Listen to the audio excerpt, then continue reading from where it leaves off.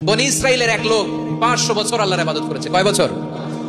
কোথায় জানেন? সাগরের মাঝখানে এক পাহাড়, ওই পাহাড়ের উপরে বসে 500 বছর টানা আল্লাহর ইবাদত। দিনে আর রাতে একবার করে নিচে নামতেন। সেখানে আল্লাহ তাআলা পাথরের ভেতর থেকে তার জন্য মিঠা পানির ব্যবস্থা করে দিয়েছেন, আর একটা ডালিম গাছের ব্যবস্থা করে দিয়েছেন। সকালে নামলে একটা টসটসে ডালিম, রাতে নামলে টসটসে ডালিম। এগুলো খেয়ে খেয়ে 500 বছর সে আল্লাহর ইবাদত করেছে। আর সে আল্লাহর কাছে বলেছে, আল্লাহ আমি যখন মারা যাব সেজদারত অবস্থায় যেন মারা যাই। ঠিকই আল্লাহ সেজদারত অবস্থায় সাইয়েদনা আজরাইলকে পাঠিয়ে দিলেন। সেজদারত অবস্থায় লোকটা মারা গেল। 500 বছর ইবাদতের পরে আল্লাহর দরবারে কিয়ামতের কঠিন ময়দানে যখন লোকটা হাজির হয়ে যাবে, আল্লাহ বলবেন, আদখিলু আবদি আল জান্নাতা বিরহমাতি, আমার বান্দাকে আমার দয়া, আমার ভালোবাসা দিয়ে জান্নাতে ঢুকায়া দাও। 500 বছর ইবাদত করছে তো আমার দয়ায় আমার বান্দারে জান্নাত দাও। এই বান্দা বলে, বাল বি আমালি, আল্লাহ তোমার দয়া লাগবে কেন?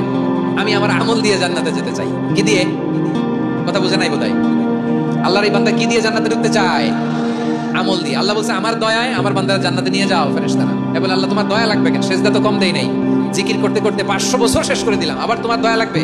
আমি তো আমার আমলেই জান্নাতে যেতে পারি। আল্লাহ বলবেন, তাই ঠিক আছে, আমি চাইলাম দয়া দিয়ে জান্নাত দিব, তুমি চাইলে আমল দিয়ে ঢুকবা। ঠিক আছে, তোমার আমল আর আমার যে দয়া দুটার একটু মাপ দেই। তোমার 500 বছরের ইবাদত এক পাল্লায় রাখো। আর আল্লাহ বললেন, আমি যে দয়া করে এই দুনিয়ার নাজ নেয়ামত বিউটি সৌন্দর্য দেখার জন্য তোমার দুটা চোখ দিয়েছিলাম, দুটা নয় একটা চোখ আরেক পাল্লায় রাখা হবে। দেখা যাবে ওই 500 বছরের ইবাদত হালকা হয়েছে, আর মুহূর্তের মধ্যে আল্লাহর দেয়া একটা চোখের নেয়ামত ভারী হয়ে গিয়েছে। আল্লাহ বলবেন, তোমার কথা মতো মাপ দেয়া হলো, এবার ফলাফল দেখো। হিসাব বলে, তুমি এখন জাহান্নামে যাবা, go to the hell fire, যাও এবার জাহান্নামে যাও। মাপ চোখে যখন আসছো আমার সাথে হিসাব ক্যালকুলেশন, যাও তুমি এবার জাহান্নামে যাবা। এবার লোকটা কাচুমাচু করে বলে, আল্লাহ আমি বুঝি নাই, আল্লাহ আমি বুঝতে পারি নাই, খেয়াল করি নাই, তুমি আমারে ক্ষমা করো, তুমি আমারে মাফ করো। ও আল্লাহ, এবার আমি টের পেয়েছি, এবার আমি বুঝতে পেরেছি, তোমার দয়া ছাড়া দুনিয়ায় কেউ জান্নাতে যেতে পারবে না, কেউ পারবে না। আল্লাহ বললেন, ওরে গোলাম, তুই তো কিছুই ছিলি না, অস্তিত্বহীনতা থেকে তোরে অস্তিত্বে আনলো কে? ওই ছোট্ট শুক্রাণু থেকে মায়ের পেটে 9 মাস ধরে খাবার দিয়েছে কে? আবার সুস্থতার সাথে দুনিয়ার বুকে তোরে ডেলিভারির ব্যবস্থা করে দিল কে? আবার তোর মায়ের বুকের ভেতরে 2টা খাবারের লাইনের ব্যবস্থা করে দিল কে? আবার তোকে শৈশব পেরিয়ে কৈশোর পেরিয়ে তারুণ্য, তারপরে যৌবন, এগুলো দান করলো কে?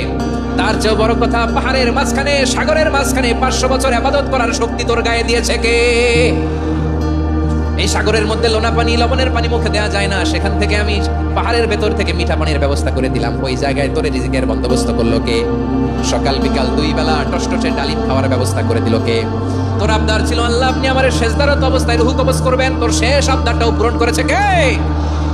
ও গোলাম, আমার রহমতের তুলনায়, আমার নিয়ামতের তুলনায় তোর 500 বছরের ইবাদতের কোনো ওজনই হবে না। গোটা বিশ্বের কেউ কোনোদিন আমার জান্নাতে ঢুকতে পারবে না আমি আল্লাহর দয়া ছাড়া। ওয়া রহমানুর রহিম, তিনি দয়াময়, তিনি মেহেরবান। জিবরাইল আলাইহিস সালাম বিশ্বনবীর এই লম্বা হাদিসটা যখন শোনালেন, আমি যা যা বলছি এটা বিশাল এক হাদিসের অনুবাদ। বললেন, ইয়া মুহাম্মদ, এই দুনিয়ার সবটাই চলে আল্লাহর রহমত দিয়ে। হাদিসের শেষ কথা, সব চলে আল্লাহর কি দিয়ে? তখন বিশ্বনবী সাহাবাদের বললেন, ও সাহাবারা শোনো, আল্লাহর জান্নাতে কেউ কোনোদিন প্রবেশ করতে পারবে না তার রহমত ছাড়া। সাহাবারা বললেন, ইয়া রাসূলুল্লাহ, আপনিও না? আপনিও কি আল্লাহর রহমত ছাড়া প্রবেশ করতে পারবেন না? বিশ্বনবী বললেন, না আমিও না, আমি বিশ্বনবীও আল্লাহর জান্নাতে আল্লাহর রহমত ছাড়া ঢুকতে পারবে না। তবে কিয়ামতের দিন আল্লাহর রহমত আমার চারদিকে বেষ্টনী দিয়ে থাকবে। আল্লাহ নিজের পরিচয় দিয়ে বললেন, আলিমুল গায়বি ওয়াশ শাহাদাতি হুয়ার রহমানুর রহিম, আমি হলাম রহমান, আমি রহিম। আল্লাহর চিনছেন? ওবারখালীর ভাইয়ের, আপনার রবকে চিনতে পারতেছেন? তিনি দয়ার সাগর, তিনি মায়ার সাগর। তার দয়ার সাগর যে কত বড় আপনার কল্পনাতেও নাই। বনি ইসরাইলের এক লোক 500 বছর আল্লাহর ইবাদত করেছে। কয় বছর? কোথায় জানেন? সাগরের মাঝখানে এক পাহাড়, ওই পাহাড়ের উপরে বসে 500 বছর টানা আল্লাহর ইবাদত। দিনে আর রাতে একবার করে নিচে নামতেন।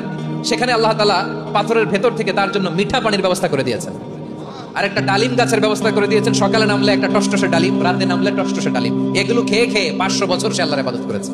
আর সে আল্লাহর কাছে বলেছে, আল্লাহ আমি যখন মারা যাব সেজদারত অবস্থায় যেন মারা যাই। ঠিকই আল্লাহ সেজদারত অবস্থায় সাইয়েদনা আজরাইলকে পাঠিয়ে দিলেন। সেজদারত অবস্থায় লোকটা মারা গেল। 500 বছর ইবাদতের পরে আল্লাহর দরবারে কিয়ামতের কঠিন ময়দানে যখন লোকটা হাজির হয়ে যাবে, আল্লাহ বলবেন, আদখিলু আবদি আল জান্নাতা বিরহমাতি, আমার বান্দাকে আমার দয়া, আমার ভালোবাসা দিয়ে জান্নাতে ঢুকায়া দাও। 500 বছর ইবাদত করছে তো আমার দয়ায় আমার বান্দারে জান্নাত দাও। এই বান্দা বলে, বাল বি আমালি, আল্লাহ তোমার দয়া লাগবে কেন?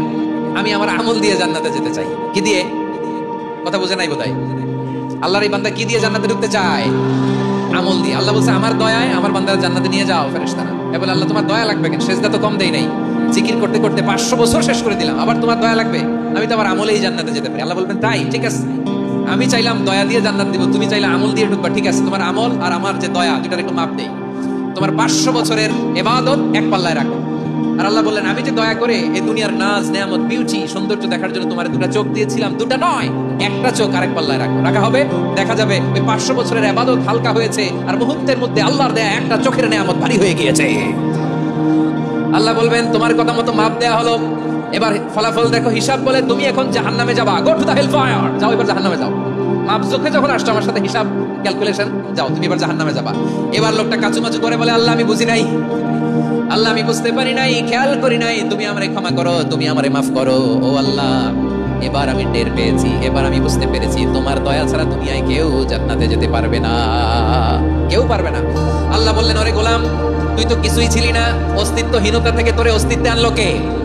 ওই ছোট্ট শুক্রাণু থেকে মায়ের পেটে 9 মাস ধরে খাবার দিয়েছে কে?